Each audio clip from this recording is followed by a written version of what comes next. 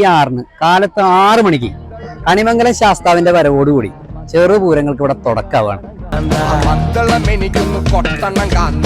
കാലത്ത് 11 മണിയോടുകൂടി തിരുവമ്പാടി മഠത്തിൽ വരവ്. ഇവിടുന്ന് പ്രസിദ്ധി ആർജിച്ചുകൊണ്ടും ഇവിടേക്ക് വേണ്ടി ചിട്ടപ്പെടുത്തിയോണ്ടും ഇവിടുത്തെ പഞ്ചവാദ്യം മെയിൻ അട്രാക്ഷനാണ്. Don't miss it.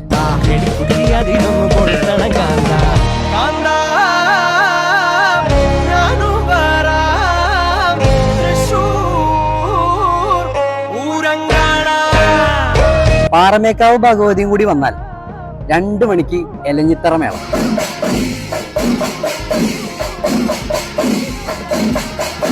എലഞ്ഞിത്തറ മേളം കഴിഞ്ഞാൽ പിന്നെ തെക്കോട്ടിറക്കും.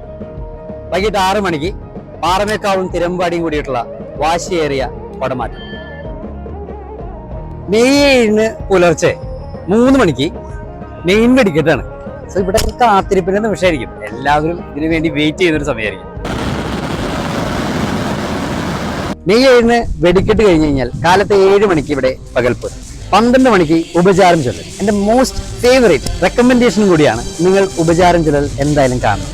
കാരണം പാറമേക്കാവ് ഭഗവതിയും തിരുവമ്പാടി അടുത്ത കൊല്ലം കാണാം എന്ന് പറഞ്ഞ് ഒരു വികാരഭരിതമായിട്ടുള്ളൊരു മൊമെന്റ് ആണത്. അത് കണ്ടു കഴിഞ്ഞാൽ നിങ്ങൾ എന്തായാലും അടുത്ത കൊല്ലം ദൂരത്തിനും പോകും. So don't miss it.